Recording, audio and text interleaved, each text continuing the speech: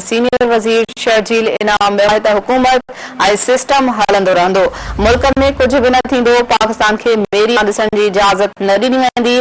कुछ अंसर आवाम में मायूसी पखेड़े रहिया आहिनि। मां ॿुधायां पिया सीनियर वज़ीर चयो आहे त मायूसी पखेड़े केर बि पंहिंजे मक़सद में कामयाब न।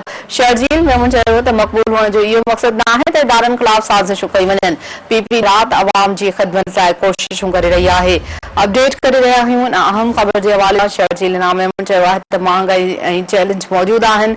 आवाम खे रिलीफ फराहम कंदो। सुप्रीम कोर्ट अहिड़ो रिलीफ ॾिनो जेको घुरियो न वियो आहे। हिकु शख़्स मुल्क भाई पखिड़णु चाहे थो।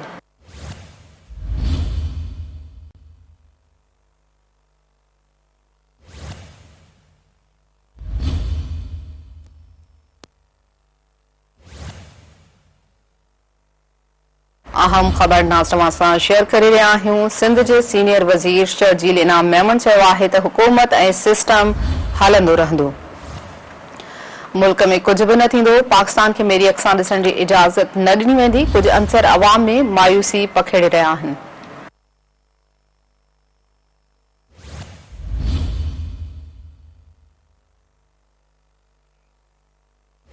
मायूसी पखेड़े केर बि पंहिंजे मक़सद में कामयाबी हासिल न कंदो।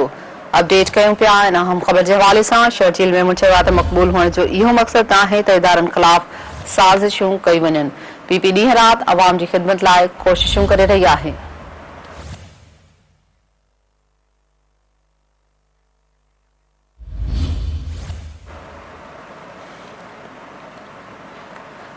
सीनियर वज़ीर चयो आहे त महांगाई चैलेंज मौजूद आहिनि। अवाम खे रिलीफ फराहम कयो वेंदो। सुप्रीम कोर्ट अहिड़ो रिलीफ ॾिनो जेको घुरियो ई न वियो।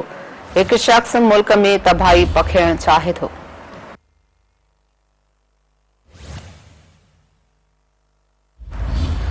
अहम ख़बर जे हवाले सां नाज़रीन खे आगाह कयूं पिया। सिंध जे सीनियर वज़ीर शर्जील इनाम मेमन चयो आहे त हुकूमत ऐं सिस्टम हलंदो रहंदो।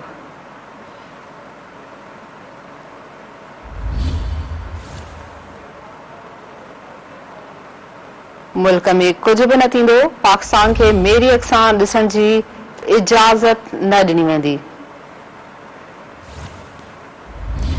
शर्जील मेमन चयो आहे त मक़बूल हुअण जो इहो मक़सद न आहे त इदारनि ख़िलाफ़ साज़िशूं कई वञनि।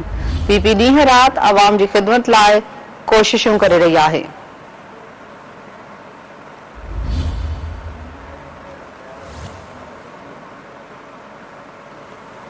चए त महांगाई ऐं चैलेंज मौजूद आहिनि। अवाम खे रिलीफ फराहम कयो वेंदो। सुप्रीम कोर्ट अहिड़ो रिलीफ ॾिनो जेको घुरियो ई न वियो।